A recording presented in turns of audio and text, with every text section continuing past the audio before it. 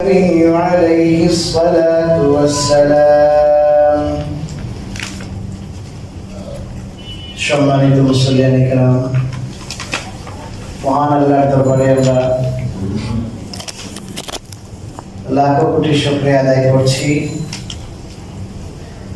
যে তিনি আমাদেরকে বর্তমান এই পরিস্থিতিতেও স্বাধীনভাবে নিরাপদে তার ঘরে আসার দিনী আলোচনা শোনার দিনী আলোচনা করার সালাতুল জুমা আদায় করার তৌফিক দান করেছে।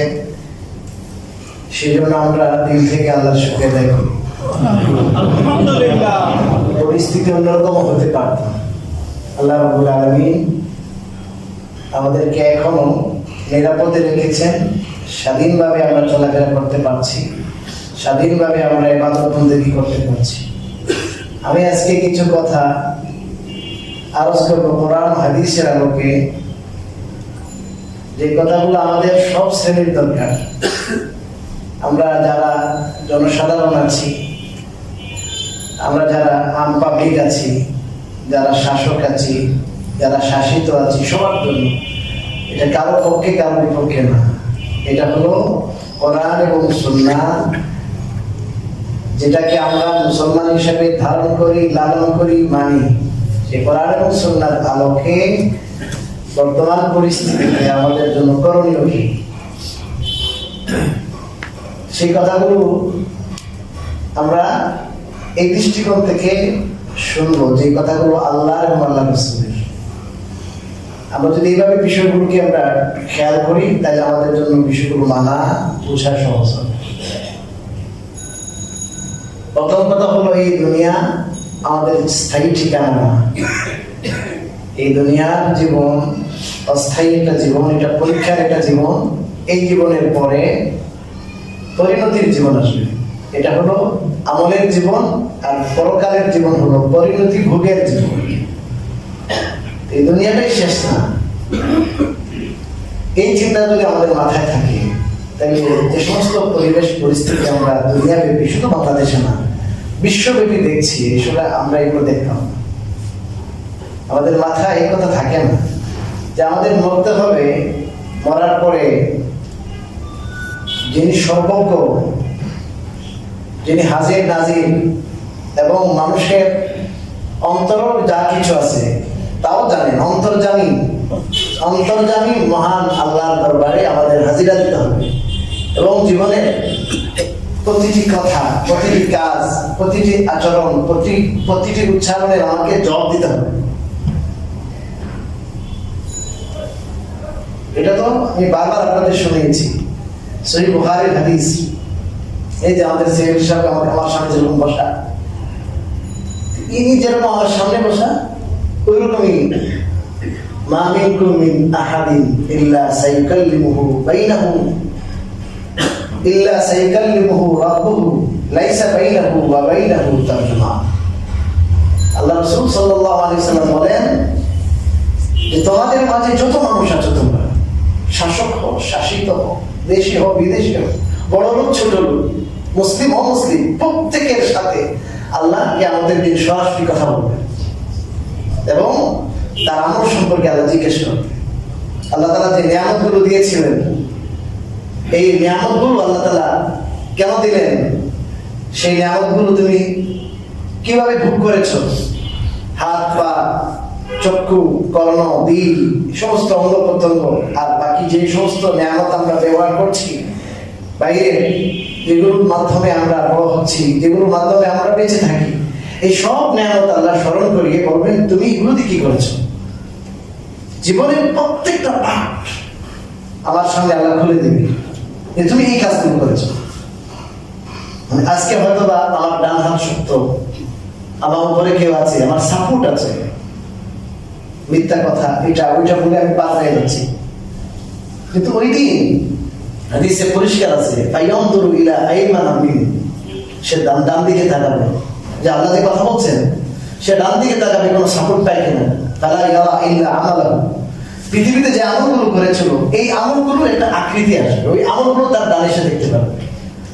ওয়ায়ানদুরু ইলা আশআমা মিনহু ফালা ইয়ারা ইল্লা আমালাহু, বাম দিকে দেখবে, তাকাবে, কেউ আছে কিনা, কেউ আমাকে সাপোর্ট দেবে কিনা, আমার দলের লোক আছে কিনা, আমার আত্মীয় স্বজন আছে কিনা। মানুষ থাকে না, কারো লাঠিয়াল বাহিনী থাকে, কারো দল থাকে, কারো পয়সাওয়ালা থাকে, কারো সন্ত্রাসী থাকে, অনেক কিছু থাকে। বাপের দিকে তাকাই তার কেউ নেই, সব নাই উদার, একবারে একা। মানে প্রত্যেকে আল্লাহ তাআলা এরকম জিজ্ঞাসা করে, ফালা ইয়ারা ইল্লা আমালাহু, তার আমলই উপস্থিত, তার কিছু নেই। ওয়ায়ানজুরু বাইনা ইয়াদাইহি, এবং সামনের দিকে তাকাবে, কারণ সামনের দিকে তাকাই দেখবে শুধু জাহান্নামের আগুন দাউ দাউ করে জ্বলতেছে। ওয়ায়ানজুরু বাইনা ইয়াদাইহি ফালা ইয়ারা ইল্লা আন-নার, ফালা ইয়ারা মানে দেখবে না, ইল্লা আন-নার মানে কেবল আগুন, কেবল আগুন ছাড়া সে কিছু দেখবে না। ওই দিন আমাদের সামনে আসছে, আসবে। আপনার অস্তিত্ব যেমন সত্য, আপনি যেমন আপনার অস্তিত্ব বিশ্বাস করেন আমি আপনার জীবন্ত একটা লোক, ওইরকম একটা সত্য হলো ওই কিয়ামতের দিন আমাদের সামনে আসবে। এবং আমার পুরো একটা জীবন, পুরোটা লাইফ, জীবনের প্রত্যেকটা পাঠ, জীবনের প্রতিটা মুহূর্ত, সেটার ব্যাপারে আল্লাহর সামনে আমি জিজ্ঞাসিত হব। এই সেন্স যদি আমাদের থাকে, এই চিন্তা যদি আমাদের থাকে, তাহলে আমাদের দ্বারা অপরাধ হবে না।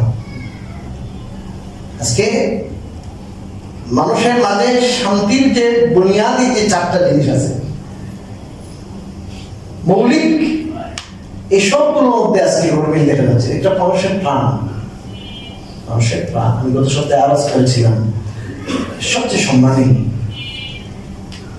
সবচেয়ে সম্মান মানুষের প্রাণ, এটা মানুষের জান। আমি যে আয়াত পাঠ করেছি, আয়াত আল্লাহ বলেছেন, ومن يقتل مؤمنا متعمدا فجزاؤه جهنم خالدا فيها, যে কোনো মুমিন মুসলমানকে হত্যা করবে, তার বদলা হলো জাহান্নামে যাবে। এবং বলছেন খালিদান ফিহা, সে চিরদিন জাহান্নামে যাবে। ولعنه وأعد وغضب الله عليه وأعد له عذابا عظيما, আল্লাহ রাব্বুল আলামিন বলেছেন সে চিরস্থায়ী জাহান্নামে থাকবে। এবং দ্বিতীয় কথা বলেছেন যে আল্লাহ রাব্বুল আলামিন তার প্রতি অভিশাপ দিবেন। এবং 3 নম্বর বলেছেন আবার অভিশাপের উপরে আল্লাহ রাব্বুল আলামিন তার প্রতি রাগান্বিত থাকবেন। আর চতুর্থ বলেছেন এবং তার জন্য কঠিন শাস্তির ব্যবস্থা রাখবেন। যদিও মুফাসসিরিন একরাম বলেছেন কেউ যদি কোনো মুমিন মুসলমানকে হালাল মনে করে, এরা মারা আমার জন্য হালাল মনে করে যদি মারে, তাহলে সে চিরদিন কি থাকবে? জাহান্নামে থাকবে। আর কোনো মানুষ যদি কোনো মানুষকে মারে কিন্তু হালাল মনে করে না, মনে করে যে এটা অপরাধ, আমি যাকে মারছি এটা কি করছি বলেন? অপরাধ করছি, এটা হারাম, একে মারা আমার জন্য কি না? কথা বলেন, হালাল না, জায়েজ না, অবৈধ। কিন্তু অবৈধ জানার পরও অন্যান্য অনেক অবৈধ কাজ যেমন মানুষ করে, বেবিচার মানুষ অবৈধ জানে তারপরও করে কিনা, এরকমই তার কোনো দুনিয়ার স্বার্থে, তার চাকরির স্বার্থে, কোনো দলের স্বার্থে, বা তার মানের টাকা পয়সার, অথবা তার মনের খুব চাল মিটাইবার জন্য সে কি করে? অনেক সময় মানুষ কি করে বলে, এমনকি নিজের বাপকেও, এই ইতিহাসে আছে, নিজের বাপকেও মারছে, বুঝলেন নাই? তার ক্ষমতা দখল করার জন্য, আর না হয় তার সম্পদ দখল করার জন্য ইতিহাস আছে। সেটা যদি তার কোনো স্বার্থের কারণে হয়, স্বার্থের কারণে, কিন্তু যে মনে করে এটা আমার জন্য কিনা বৈধ না, অবৈধ, সম্পূর্ণ অন্যায়, সেটা যদি মনে করে, তাহলে এই পাপটা, এই দুনিয়ার বিচার হলো তাকে, যে এই অন্যায়টা করলো তার কল্লা ফলে দিতে হবে, তাকে হত্যা করা হবে। এবং এটা আমি বারবার ক্লিয়ারলি বলি, দেখেন এটা আপনার আমার কাজ না, ফেতনা করবেন না। এই কাজটা হলো ইসলামী রাষ্ট্রের, এই কাজটা হুকুমতের কাজ। এটা কিনা আপনার গ্রামের আদালতের কাজ নয়। গ্রাম আদালত বসাইয়া মুরব্বী কয়েকজন মিলে কি করলেন, কাউকে ফাঁসি দিয়ে দিলেন, করবেন না, এটা জায়েজ নাই। এটার জন্য কর্তৃপক্ষ লাগবে। কি লাগবে বলেন? কর্তৃপক্ষ লাগবে। সবাইকে এই অনুমতি দেওয়া হয় নাই, বাকি তার দুনিয়াতে বেঁচে থাকার অধিকার নাই। এই মানুষ যেহেতু অন্যায়ভাবে আরেকজনকে হত্যা করেছে, তার অপরাধ হলো এই দুনিয়াতে তাকে কি করবে বলেন? কেসাস হিসাবে তাকে মেনে ফেলতে হবে। হ্যাঁ, যাকে হত্যা করা হয়েছে তার আত্মীয় স্বজন, ওয়ারিস যারা আছে, ওনারা যদি মাফ করে দেন, হয়তো টাকার বিনিময়ে কি কয়েক লাখ টাকা দিল, কয়েক কোটি টাকা দেবে, এটা ভিন্ন মশলা, কত টাকা দেবে এটা ভিন্ন মশলা আছে। এখন যদি এরকম রক্তপণ নিয়ে সে যদি কি করে মাফ করে দেয়, এটারও অপশন আছে। আখিরাতে এটার বিচার কি হবে? আখিরাতে এই বিচার হবে, সে যদি হালাল মনে করে চিরদিন, আর যদি হালাল মনে না করে থাকে তাহলে দীর্ঘদিন পর্যন্ত কোথায় থাকবে? জাহান্নামে থাকবে। এই দীর্ঘদিন বোঝাবার জন্য আল্লাহ খালিদান শব্দ বলেছে। মনে করেন কয়েক শো কোটি বছর যদি একজন মানুষ কোথায় থাকে? জাহান্নামে থাকে। এটা অনেক লম্বা না? মনে করেন আপনার বাড়িটায় আপনি এমন ভাবে কি করছেন, এটা 300 বছরের গ্যারান্টি হবে, এটা লাইফ গ্যারান্টি বলে না? আমরা তো বলি এটা কি গ্যারান্টি বলেন? Life guarantee. লাইফ গ্যারান্টি মানে কি 1000 বছর নাকি? হ্যাঁ হ্যাঁ, তো এইরকম আল্লাহ রাব্বুল আলামিন আয়াতে বললেন খালিদান ফিহা, মানে চিরদিন সে চিরস্থায়ী থাকবে, তার মানে একটা দীর্ঘকাল থাকবে। এই দীর্ঘকাল কেমন যেন কি কথা বলেন? চিরস্থায়ী। তো অনেক বড় অপরাধ। আপনাদেরকে একটা হাদিস শুনাইলে আপনারা বুঝতে পারবেন। একটা যুদ্ধের মধ্যে মুসলমান যখন কাফেরের সাথে লড়াই লিপ্ত হয়, তখন তো এই লড়াইটা হয় আল্লাহর জন্য। লড়াইটা কিসের জন্য? আল্লাহর জন্য। আল্লাহর হুকুমে হয়। কাফেরকে মারা তখন ফরজ আমার জন্য, কাফেরকে মারা ফরজ। আমি কাফেরকে যতটুকু পারি আমি কাফেরকে প্রতিহত করবো, সেটা লড়াইয়ের মাঠে, জিহাদের মাঠে। কিন্তু এই জিহাদের মাঠে একবার এক কাফের ধরাশয়ী হয়ে গেছে, এক মুসলমানের কাছে ধরাশয়ী হয়ে গেছে। ধরাশয়ী হওয়ার পরে এই কাফের লা ইলাহা ইল্লাল্লাহ। এই কাফেরদের যা ছিল যে মুসলমান আল্লাহর জন্য লড়াই করে, এদের মনের জন্য কি করে না। আমি যদি লা ইলাহা ইল্লাল্লাহ বলি তাহলে কি হবে বলেন? ওই কাফের তাকে মারতে চাইছিল, কিন্তু যখন উনি বিজয়ী হয়ে ওকে ধরাশয়ী করে ফেলছেন, এখন তো দেখলো যে আমার কল্লা কাটা যাচ্ছে, এখন সে বাধ্য হয়ে কি করছে? কথা বলেন লা ইলাহা ইল্লাল্লাহ। একটু আগে সে চেষ্টা করেছিল ওই মুসলমানকে কল্লা কাটার জন্য চেষ্টা করেছিল, এবার যখন উনি জয়ী হয়ে গেলেন এবার চিন্তা করলেন তাইলে তো একেই মেরে ফেলতে হবে। ওই সময় সে সুযোগ বুঝে বললো লা ইলাহা ইল্লাল্লাহ। লা ইলাহা ইল্লাল্লাহ বলার পরে আপনারা কি মনে করেন? কি মনের থেকে বলেছে? কথা বলেন কি করার জন্য? আত্মরক্ষার জন্য বলেছে। উনি এটা বলার পর ওকে মেরে ফেলছে। মেরে ফেলার পরে, হত্যা করার পরে ওর অন্তরে একটা জ্বালা সৃষ্টি হলো, হায়রে আমি কি করলাম, হায়রে আমি কি করলাম। আনুমানিক 100% সত্য যে ওই লোক মনের থেকে কি বলে নাই, এটা তরবারির আঘাত থেকে বাঁচার জন্য। এরপরও উনি চিন্তা করলেন একজন মানুষ কালিমা পড়ার পরও আমি তাকে মারলাম কেন, হায়রে আমি কেন মারলাম। উনি রাসূল করিম সাল্লাল্লাহু আলাইহি ওয়াসাল্লামের কাছে জিজ্ঞাসা করলেন, হুজুর আজকে এই কাহিনী হয়ে গেছে। আজকাল কি হয়ে গেছে, দূর বেড়া তুই পাইছ তোরে মারার তোর চেষ্টা করছিস, তুই তো মাঝে ভালোই হয়েছে, তোরে তো এখন কি দেওয়া দরকার, পুরস্কার দেওয়া দরকার। তুই তো কেমনি তোর বাড়ির নিচে থেকে বাইচে আসলেন। হ্যাঁ, তো অনেক বড় কি মৃত্যুর সাথে তুই কি পাল্লা দিয়ে আসছিস। অনেকে মানে মৃত্যুর সাথে কি করছে, লড়াই করছে না, পাঞ্জা করছে। এগুলো সম্পূর্ণ কুফরির কথা, কোনোদিন বলবেন না এটা। মৃত্যুর সাথে কি লড়া? পাঞ্জা লড়া। মৃত্যু আসলে এই মানুষ মারে কে? আজরাইল। আল্লাহর পক্ষ থেকে। কার পক্ষ থেকে বলেন? আল্লাহর পক্ষ থেকে। আজরাইলের সাথে কি পাঞ্জা লড়বেন আপনি? এমনকি কিন্তু বলেন মৃত্যুর সাথে কি লড়া? পাঞ্জা লড়া। এই কথাটা ঠিক না, কোরআন সুন্নাহর দৃষ্টিতে সম্পূর্ণ গলত। আর অনেকে বলে অকাল মৃত্যুতে। কি মৃত্যু? অকাল মৃত্যু। সমস্ত মৃত্যু হলো কালে, কোন মৃত্যু কি নয়, অকালে নয়। অকালে এই অর্থে যে সাধারণ মানুষ 50-60 বছর বাঁচে, কিন্তু ছেলেটা 18 বছর বয়সে, 22 বছর বয়সে গুলিতে কি করবো মারা গেল, এই অর্থে অকাল। কিন্তু এই আরেকটা অর্থ আছে যে এই লোক দীর্ঘদিন বাঁচত, এই জন্য এইরকম শব্দ সন্দেহমূলক শব্দ আমরা ব্যবহার করি না। যাই হোক, রাসূলুল্লাহ সাল্লাল্লাহু আলাইহি ওয়াসাল্লাম তাকে কোনো ধন্যবাদ জানাইলেন না, বরং তাকে বললেন, এই মিয়া তুমি তাকে হত্যা কেন করেছো? বাদা আন বাদা কালিমাতাহু আল্লাতী ক্বাল, যে কালিমা ইমানের কালিমা, সেই কালিমা পড়ার পরে তুমি হত্যা কেন করলে বলো। এমন কি মানে এতবার বলতে বলতে বলতে বলতে উনি মনে করছে যে আল্লাহ এই দুনিয়ার যদি আমি সৃষ্টি না করতাম তাই তো ভালো ছিল। এবং বলছে যে দেখো তুমি তাকে হত্যা করার পূর্বে তুমি যে স্তরে ছিলে তার হত্যা করার এবং সে যে অবস্থানে ছিল তুমি তাকে হত্যা করার পরে তার অবস্থান চলে গেছিল তাকে হত্যা করার আগে, অর্থাৎ তাকে হত্যা করার আগে সে ছিল কাফের, সে ছিল কি কাফের। তুমি এই কাজ করে কুফরি কাজ করেছো, সম্পূর্ণ কি করেছো বলো, কুফরি। এটা কাফের করতে পারে, কোন মুসলমানই কাজ করতে পারে। উনি বললেন যে হুজুর আপনি তো আমার অনেক ভীষণ রাগান্বিত হয়েছেন, আমি তো মনে করেছি যে সেইগুলো আমার থেকে বাঁচার জন্য কি করেছে পড়েছে, আসলে তাকে ইমানদার মনে করে হুজুর আমি কি করিনি, মারিনি। তো রাসূলুল্লাহ সাল্লাল্লাহু আলাইহি ওয়াসাল্লাম বলেন, এই আফালা শাকাত্তা আন কালবি, তুমি কি তার বক্ষ বিদীর্ণ করে ওপেন হার্ট সার্জারি করে তার কলমে কি আছে তুমি দেখেছো? তার কলমে কি আছে? সে কি আল্লাহকে ভয় করে সত্যি সত্যি ইমানের কালিমা পড়েছে, নাকি তোমার থেকে আত্মরক্ষার জন্য তার কলমে কোনটা আছে তুমি কি দেখেছো? তুমি কি বুক ফেড়ে তুমি দেখেছো তার কলমে কি আছে? মুসলিম শরীফের হাদিস, জানতেন হাদিস না এটা।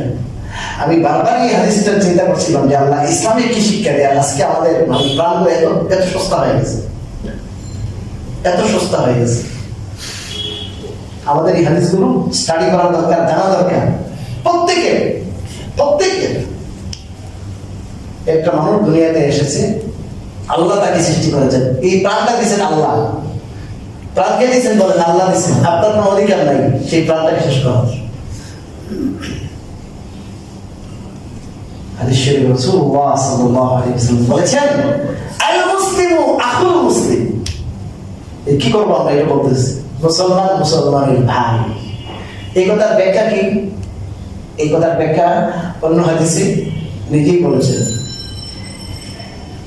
লা ইয়াযলিমুহু। প্রথম কথা বলেছেন লা ইয়াযলিমুহু, আপন ভাইয়ের উপর জুলুম করতে পারে না। তো মুসলমানের ভাইয়ের অর্থ হলো তুমি তার প্রতি কি করবে না, কখনো জুলুম করবে না, অন্যায় আচরণ করবে না। আর কি ওয়ালা ইউসলিমুহু, তোমার দল করে না, তোমার সাথে তার ভালো সম্পর্ক নাই, তোমার সাথে তার দ্বিমত আছে, এই জন্য একটা সুযোগ পাইয়া তারে ধরাইয়া দেয়, দাঁড়িয়ে লইয়া দাঁড়ায়। এতজন ধরার একটা ইয়াজের হয় না, তাকে দুশ্মনের সুপুর্দ করে না। বিরোধ থাকতে পারে, মতভেদ থাকতে পারে আপনার সাথে, কিন্তু এই কারণে কি করবে না, মুসলমান এক মুসলমান আরেক মুসলমানকে শত্রুর হাওয়ালা করবে না। আরেক হাদিস আছে, ওয়ালা ইয়াহজুরহু, অপমান করবে না, বেইজ্জত করবে না। এবং শেষে আছে বিহাসবি ইমরিইন মিনাশ শার, একজন মানুষ খারাপ হওয়ার জন্য, ভালো মানুষ খারাপ হওয়ার জন্য এটুকুই যথেষ্ট, আই ইউহাক্কিরা আখাহুল মুসলিম। দেখেন প্রত্যেকটা কথা আমি রেফারেন্স বলছি, একটা কথা পকেটে বলছি না। আমাকে কিছু বলার আগে আল্লাহ আল্লাহ রাসূলকে বলতে হবে, ক্লিয়ার কথা। প্রত্যেকটা কথা কি বলছি বলেন, কোরআন কি থেকে, হাদিস থেকে। রাসূলুল্লাহ সাল্লাল্লাহু আলাইহি ওয়াসাল্লাম কি বলেছেন যে একজন মানুষ খারাপ হওয়ার জন্য এটাই এনাফ, এটাই যথেষ্ট, যে আইয়ুহাক্কিরা আখাহুল মুসলিম, যে সে তার একজন মুসলমান ভাইকে হেয় প্রতিপন্ন করে। কি প্রতিপন্ন? হেয় প্রতিপন্ন করে। যে সে ছোট লোক, সে রিকশা ড্রাইভার, হ্যাঁ, সে মহিলা নেই, মানে সময় আছে যারা মহিলা, তুই খেয়াল খাইলি না, থাপ্পড় লাগাবেন, তুই তো গাড়ি গাড়ি কথাবার্তা বলে, আরে আল্লাহ তো চাইলে আমাকে তো এই কাজ করে দিল। আপনি যে মহিলাগুলো স্তূপ করছেন, সে যে বাড়ি বাসায় যে মহিলাগুলো নেয়, এই কাজ যে আমার করতে হইল, সে আমার কাজটা করছে, ঠিক না? আর আল্লাহ রাব্বুল আলামিন কার কপালে কি লিখে রেখেছে। অনেক মানুষ অনেক সম্পদশালী, পয়সাওয়ালা, বাড়িওয়ালা রাস্তায় ঘুরতেছে। এই জন্য রাসূলুল্লাহ সাল্লাল্লাহু আলাইহি ওয়াসাল্লাম বলেছেন, একজন মানুষের খারাপ হওয়ার জন্য এটুকুই যথেষ্ট, এনাফ, যে সে তার মুসলমান ভাইকে হেয় প্রতিপন্ন করে। আরে লাঠি দিয়ে মারা, আহত করা, মাথা ফাটাই করা, গুলি করা, এটা তো পরের কথা। কি করা যাবে না, টাচ করা যাবে না, বরং তাকে আপনার কটু কথাও বলা যাবে না। একটা কত কটু কথাও বলা যাবে না। বরং অন্য হাদিসের মধ্যে আসছে রাসূলুল্লাহ সাল্লাল্লাহু আলাইহি ওয়াসাল্লাম বলেছেন, কোন ব্যক্তি যদি দেখে আরেক মুসলমানের ইজ্জত হরণ হচ্ছে, তাকে কেউ কটূক্তি করছে, তার উপর কেউ মিথ্যা মামলা দিয়েছে, তার উপর কেউ হামলে পড়েছে, একটা অসৎ মানে অসৎ কথা, একটা খারাপ কথা বলছে, যেটা আসলে এটা পাওনাদার সে না, সম্পূর্ণ মিথ্যা কথা, এটা অপবাদ দিচ্ছে, এই সময় যদি আপনি শুধু দর্শকের ভূমিকা পালন করেন, তাকে সেফটি, তার সেফটি আপনি ব্যবস্থা না করেন, তার সাপোর্ট আপনি না দেন, তাহলে ওই সময় যখন আপনার সাপোর্টের প্রয়োজন হবে, আপনি একা থাকবেন, ওই সময় আল্লাহ আপনার সাপোর্ট দিবেন না। এটা হাদিসের কথা। এবং যে হাদিসটা একটু আগে বললাম, রাসূলুল্লাহ বলেছেন মুসলমান মুসলমানের কি, ওই হাদিসে আরেকটা পাঠ হলো, মান কানা ফি হাজাতি আখি কানা আল্লাহু ফি হাজাতিহি। যে ভাই তার আরেক ভাইয়ের প্রয়োজন পূরণে ব্যস্ত থাকে, তো ভাই আমার মুসলমান ভাই, তার একটা হাজত, তার একটা প্রয়োজন, আপনি কি করলেন, এই প্রয়োজনটা পূরণ করে দিলেন। আল্লাহ রাসূল বলেন, আল্লাহ তাআলা এই প্রয়োজন পূরণ করার কারণে আপনার যে প্রয়োজন আছে, ওই প্রয়োজনটা আল্লাহ কি করে দেবে, পূরণ করে দেবে। অনেক সময় আমরা এদিকে আমার কাজটা হচ্ছে না, অনেক চেষ্টা করছেন না, পরিশ্রম করছেন, কোর্ট কাছারি এদিক ওদিক চলছেন, অনেক মানে মামলা লড়ছেন আপনি, অথবা এই ছাড়াও যে কোনো কাজ, এটার জন্য আপনাকে অনেক কষ্ট পোহাতে হচ্ছে। আপনি কিছু কি করবেন, যে সমস্ত মানুষ বিপদী, অসচ্ছল, যে কোনো সমস্যা ঘটছে, এই ধরনের মানুষ খুঁজে বের করবেন এবং কি তাদেরকে কিছু কি দিবেন, টাকা পয়সা দিয়ে তাকে হেল্প করবেন যে কোনো ভাবে।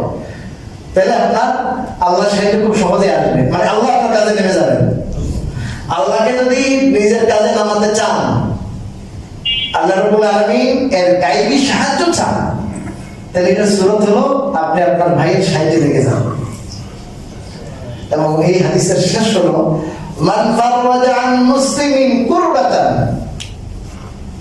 ফাররাজাল্লাহু আনহু কুরবাতান মিন কুরাবি ইয়াউমিল কিয়ামা।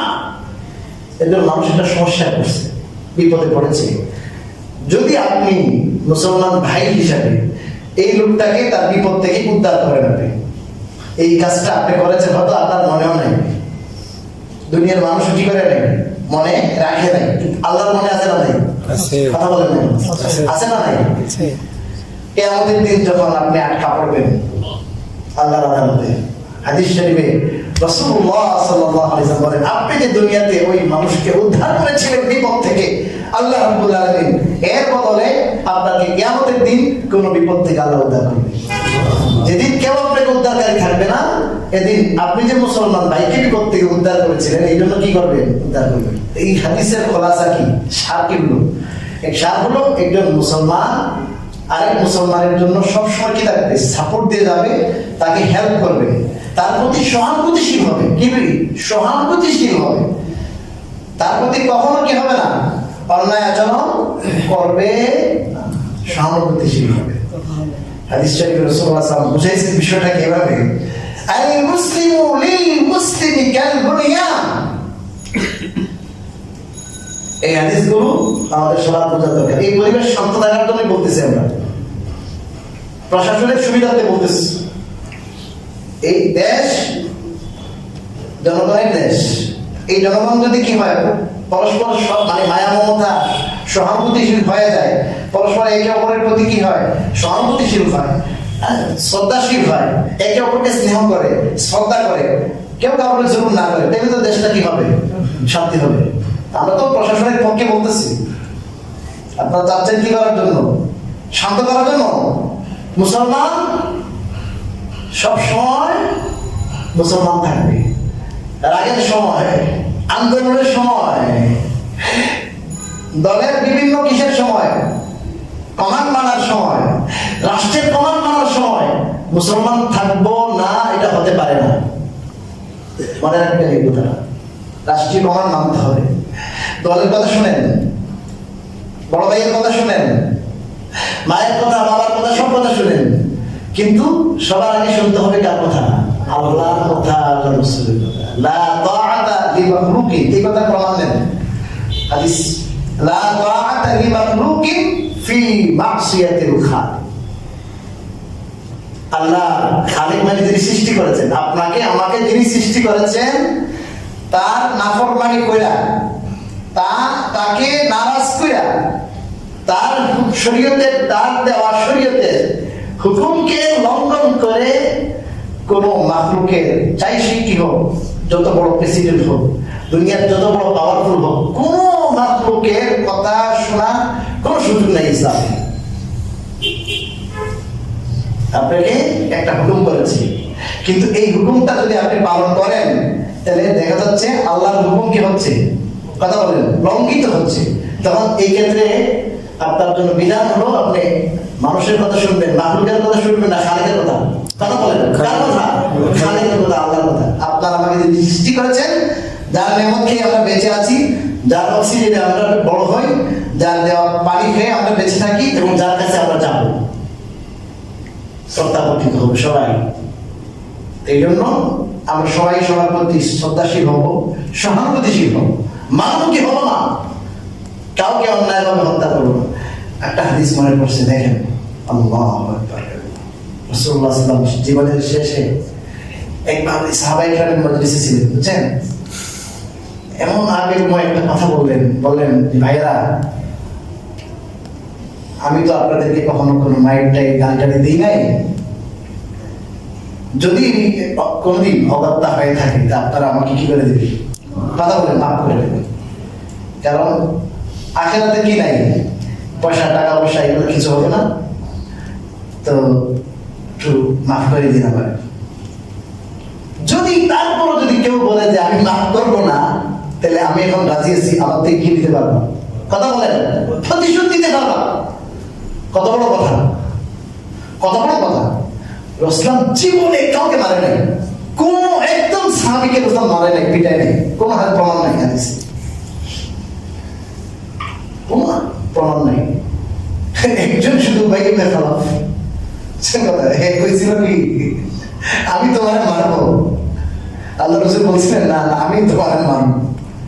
এই কথাটাকে বাস্তবায়িত করার জন্য হালকা একটা বর্ষার তীর লইয়া টেস্ট করছিলেন, আঘাত করছিলেন একটু। সাবেকরাম চাইছিলেন মানে বানাই দিই আমরা, না না না, আসতে দাও, এই আমরা নাকি মারবো। এ কইছিল কি করবেন? কথা বলেন, মক্কাতে থাকতে বলছিল তোমার কি করবো, মারবো। যুদ্ধের সময় বুখারী, সহিহ বুখারী কিতাবুল মাগাজি দ্বিতীয় খণ্ড ওখানে আছে, সে যুদ্ধের সময় বাইরে হয় না, তুমি লিডার, তুমি বাইরে না হলে তো তোমার দ্বারা কি আছে, তোমার আন্ডারে যারা আছে এরা কি হবে না? ভাই মুহাম্মদে কইছিল মক্কায় থাকতে আমার কি করবে, আমার কেমন যেন ভয় লাগতেছে যে যদি আজকে বের হয়, কারণ তো মহাসত্যবাদী, এর কথার মধ্যে কি হয় না, মিস্টেক হয় না, এই ভয় লাগতেছে। একটু পরে পরে যেখানে যায় উল্টা এবার বাইরে রাখে, যদি কখনো সুযোগ থাকে তাহলে কি করবে, কথা বলেন, পালাবে। কারণ এর মনের মধ্যে শুধু এটাই করতেছে, মুহাম্মদের কথা কখনো মিথ্যা হতে দেখি নাই, এরকম সত্য। যার অনেক মনে কাহিনী আছে। তো রাসূলুল্লাহ সাল্লাল্লাহু আলাইহি ওয়াসাল্লাম এই যে সে বলেছিল তোমার আমি মারবো, আল্লাহ রাসূল বলেছেন না, বরং আমি তোমারে মারবো।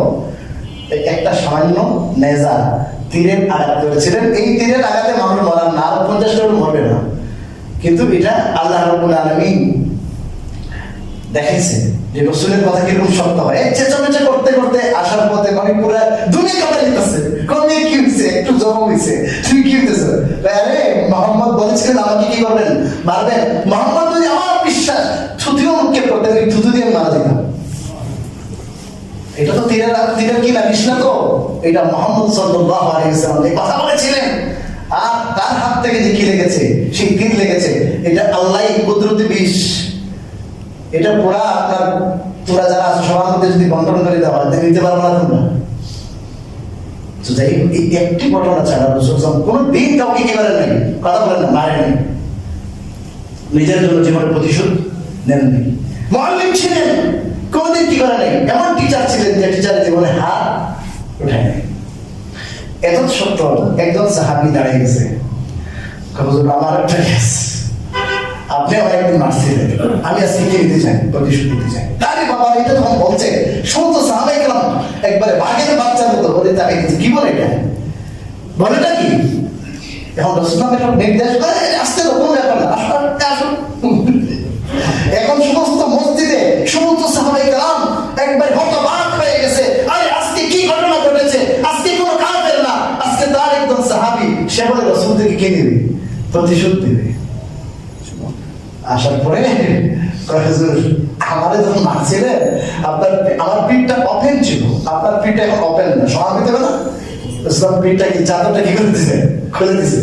খুলে দেওয়ার পরে এখানে জহরের নবুয়ত ছিল কোথায়, এইখানে দুই কাঁধের মাঝে, ওই জায়গায় এসে চুমু খেয়েছে। কি খেয়েছেন? চুমু খেয়েছেন। বলেন রাসূলুল্লাহ আমি প্রতিশোধ দিয়ে দিছি, আল্লাহ বলেন এই লোকের চালাকি দেখে সবাই অবাক হয়ে এই হিম্মত কার আছে যে হুজুর আপনি একটু ওপেন করেন, আমি একটু কি খাবো, চুমু খাবো। আল্লাহু আকবার। রাসূল ভাইয়া যাহাকে কোনো নবী পর্যন্ত জান্নাতে প্রবেশ করতে পারবেন, তার অন্তরে কিরকম হয় যে ভাইরা আমি তো কখনো অন্যায় করি নাই, জুলুম করি নাই, হ্যাঁ যদি কেউ জুলুম করে থাকি এই দুনিয়াতেই কি করো, প্রতিশোধ নিয়ে নাও। তার অন্তরে কিরকম আল্লাহর ভয় ছিল, কিরকম আল্লাহর ভয় ছিল। আজকে আমরা জেনতেন আচরণ করতেছি যার সাথে ইচ্ছে তার সাথে, এগুলো একদিন আমার সামনে ফাইল আকারে সবাই এসে পড়বে, তখন ধরা খেয়ে পড়বো। আজকে আমি আসার সময় শুনলাম একজন বড় আলেম আমার পরিচিত, এক দলের নাম বলছে, এই দলের নাম জীবনে এটার সাথে কোনো সম্পৃক্ততা নেই, খামোখা রয়ে গেছে, একটা ট্যাগ তকমা লাগে চলে না, সবাই জানি আমরা বড় আলেম, কওমি মাদ্রাসা প্রতিষ্ঠা করেছে, হাদিস পড়াইছে দীর্ঘদিন, ইমাম খতিব। তা আমরা এই ব্যাপারে সচেতন থাকি যে আমার দ্বারা কোনো ভাই যেন কষ্ট না পায়। আরেকটা হাদিস বলি, রাসূলুল্লাহ সাল্লাল্লাহু আলাইহি ওয়াসাল্লাম একদিন এরকম বড় মজলিসে ওয়াজ করতেছে, তো ওয়াজ করার সময় বললেন, ইয়া মান আমানা বিলিসানিহি, হে ওই সমস্ত লোক যারা শুধু মুখে মুসলমান হয়েছে কিন্তু এখন পর্যন্ত তোমাদের অন্তরে ঈমান ঢুকে নাই। এখন কি কথা বলেন, অন্তরে ঈমান ঢুকে নাই, এই কথা বলছেন লা তুযুল মুসলিমিন, মুসলমানদেরকে কি দিও না, কষ্ট দিও না। আপনারা কি বুঝতে পারলেন? যে লোক কোন মুসলমান হয়ে আর কোন মুসলমানকে অযথা অন্যায় ভাবে কি দেয়, কথা বলেন, কষ্ট দেয়, এই লোক মানে এই লোকের ভিতরে কি পৌঁছে নাই, কথা বলেন, ঈমান পৌঁছে। এই জিনিসটা একটু বাংলে আপনারা বুঝতে পারবেন যে আসলে ঈমান ঢুকলে, ঈমান অন্তরে ঢুকলে মানুষের প্রতি দয়া পরবশ হয় কেন, অনুভূতি ছিল কেন, এই বিষয়টা বোঝার বিষয়। এই বিষয়ে ব্যাখ্যা আছে আরেক হাদিসে, বলছি প্রত্যেক কথা হাদিস করা দিয়ে বলবো। আল খালকু ইয়ালুল্লাহ, আল্লাহ রাসূল বলেন পৃথিবীর সমস্ত সৃষ্টি আল্লাহর পরিবার তুল্য। কি তুল্য? আল্লাহর পরিবার তুল্য। আল্লাহ তো কোনো কি নাই, ফ্যামিলি আছে, কথা বলেন, এটা আমাদেরকে বোঝানোর জন্য। অতএব এই আল্লাহর পরিবারের সাথে যে যত বেশি ইহসান করবে, দয়া করবে, তাদের প্রতি যে যত সহানুভূতিশীল হবে, আল্লাহর কাছে সে সবচেয়ে ভালো মানুষ। তার মানে এটা উদাহরণ রাসূল দিলেন, যেমন মনে করেন আপনার ফ্যামিলি, আপনি চলে গেছেন একটা চিল্লার জন্য, আপনি গেছেন চিল্লাতে, কথা এই চিল্লাতে যাওয়ার পরে ওরা চলে যে ছেলেটা আছে বেশি বড় না, ফ্যামিলির একটা সমস্যা হয়ে গেছে, অসুস্থ হয়ে গেছে, এখন আপনি দেখলেন যে আপনার ভাই, চাচাতো ভাই, এনারা সবাই আমাদের মুফতি সাহেব সবাই মিলে আপনার খুব কি দিছে, সাপোর্ট দিছে, খুব মেহনত করছে, টাকা পয়সা খরচ লাগলে সব ব্যবস্থা করছে, রাত দিন পরিশ্রম করে গেছে। এখন উনি যখন সংবাদটা পাইবেন যে আমি ছিলাম না আমার অনুপস্থিতিতে, যে আমার পরিবারের এভাবে তারা হেফাজত করছেন, যা যখন লেগেছে সব কিছু ব্যবস্থা করছে, ছোট ছেলেটা এই ছেলেটাকেও তারা মাদ্রাসায় পৌঁছে দিচ্ছে টাইম টু টাইম, আমি থাকলে যা কথা সব করছে। এখন যে পরিমাণ ইহসান করলো সেই পরিমাণ উনি তাকে কি করবেন, ভালোবাসবেন না, এবং চেষ্টা করবে এদের বদলাটা দেওয়ার জন্য। বলবেন যে ভাই আপনি যে আমার খেদমত করছেন আমার পরিবারে, আমি সবটুকু দিলেও আদায় হবে না, আল্লাহ আপনার প্রতিদান দেবে, বলবেন না?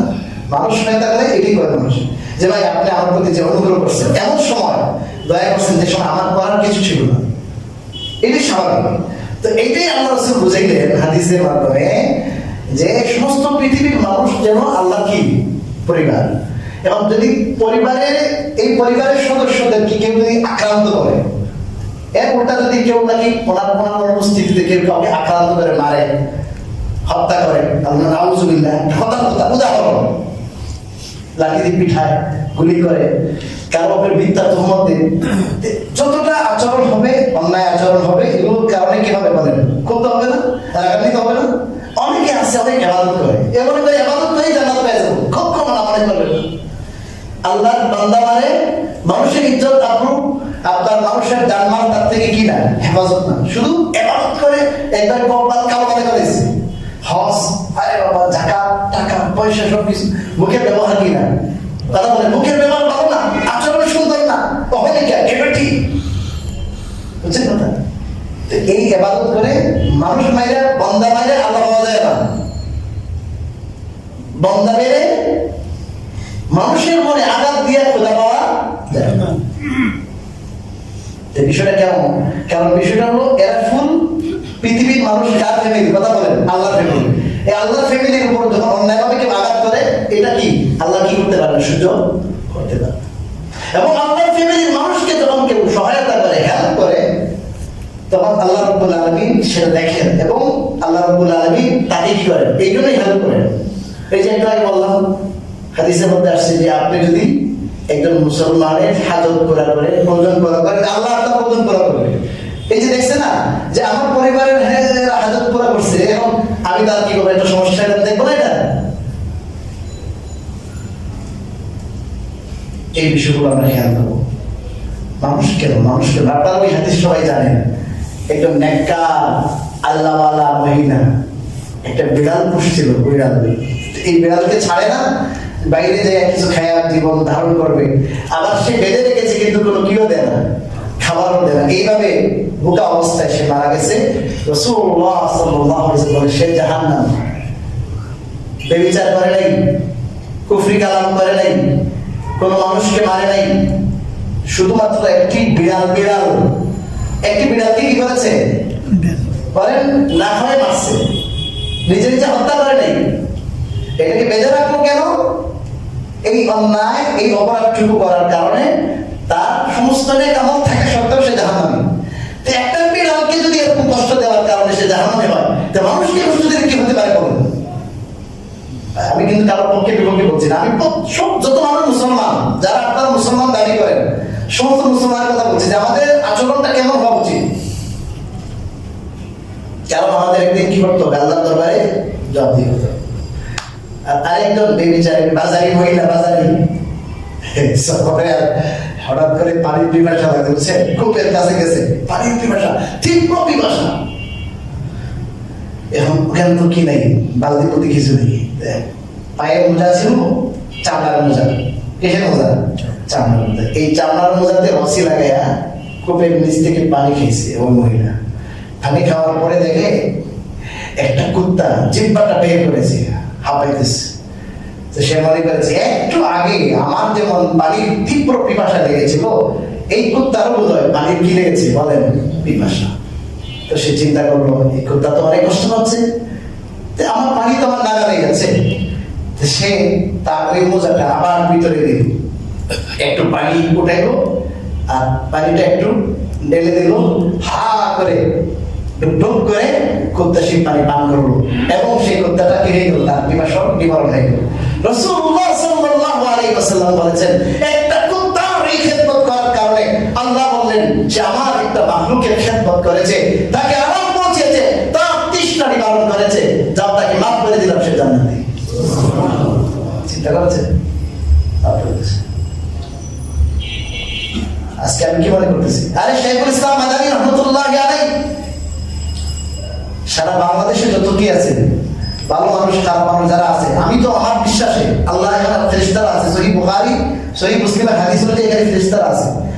আল্লাহ জানেন কে কেমন, কারো অন্তর আমরা দেখি। আমার একটা বিশ্বাস থেকে আমি বলতেছি, সারা বাংলাদেশের সমস্ত মানুষ যদি একত্র করেন, তাইলে শেখুল ইসলাম আল্লামা হুসাইন আহমদ মাদানী রহমতুল্লাহ আলাইহি ওনার যে বুজুর্গি ছিল, ওনার যে এলেম ছিল, এটা হবে না। এই পর্যায়ে একজন আল্লাহর ওলি ছিলেন, 18 বছর পর্যন্ত রাসূলুল্লাহ সাল্লাল্লাহু আলাইহি কাছে বসা, মসজিদে নববী বসে ওতে বসে হাদিসের কি দিয়েছেন, দরজ দিয়েছেন। 18 বছর কথা হচ্ছে, এত বড় আল্লাহর ওলি ছিলেন। উনি যা বলতেন, মানে এত যত প্রশ্ন করবেন নাকি প্রশ্নটার সাথে সাথে উত্তর। তো একজন বড় আলেম, উনি প্রথমে চেক করলেন যে আসলে ওনার সাথে যদি আল্লাহর রিলেশন কেমন ওটা দেখি। দেখলেন উনি তো রাজনীতি করতেন, ভারতবর্ষকে স্বাধীন করার জন্য, এই খ্রিস্টানদেরকে তাড়িয়ে দেওয়ার জন্য, ব্রিটিশদেরকে আপনার খেদাই দেওয়ার জন্য বাংলার জেলে গেছেন উনি। ওনার নেতৃত্বেই আপনার দেশ স্বাধীন হয়েছে। সেই শেখুল ইসলাম মালদাতে দীর্ঘদিন বন্দী ছিলেন। হুসাইন আহমদ মাদানী রহমতুল্লাহ এই কথা বলতেন। দীর্ঘ 32 বছর দারুল উলুম দেওবন্দ, বিশ্ব বিখ্যাত দারুল উলুম দেওবন্দের শাইখুল হাদিস ছিলেন 32 বছর। তিনি বলতেছেন যে मैं अपने आप को गलियों के कुत्ता से भी बदतर समझता हूं। আমি আমাকে গলির কুকুর থেকে আরো নিকৃষ্ট মনে করি। কি বলেন? যিনি হাজার হাজার মুহাদ্দিস, শাইখুল হাদিসদের উস্তাদ, হাজার হাজার মানুষের পীর, রাসূলুল্লাহ সাল্লাল্লাহু আলাইহি সালাম করার পরে সবাই শুনছেন, আল্লাহ রাসূল জবাব দিয়েছেন, সংস্কারে যারা ছিল সবাই শুনছে। এই পর্যায়ে তো আল্লাহর ওলি তিনি বলেন আমি নিজেকে গলির কুত্তা থেকে কি মনে করি, নিকৃষ্ট মনে করি, এত ছোট মনে করে নিজেকে। আর আজকে আমি কি হয়ে গেলাম এখন? এই জন্য আমি যদি আমার নিজেকে চিনি, নিজেকে বুঝি, আমার আখিরাতকে আমি যদি চিন্তা করি, ভাবি, তাহলে আমার দ্বারা কি হবে না, অন্যায় হবে না। আমরা প্রত্যেকে আখিরাতে আল্লাহর কাছে জবাবদিহি করতে হবে। এই জন্য মেহরবানি করে আমাদের আচার আচরণ উচ্চারণ সবকিছু একজন মুসলমান হিসাবে মুমিন হিসাবে আল্লাহ এবং আল্লাহ রাসূলের হুকুম অনুযায়ী হওয়া উচিত। আমরা সবসময় সহানুভূতিশীল থাকবো, কখনো কি না কারোর প্রতি কি করবো না, কোনো প্রকারের অন্যায় অবিচার করবো না। আল্লাহ রাব্বুল আলামিন আমাদেরকে এই কথাগুলোর উপর আমাকে এবং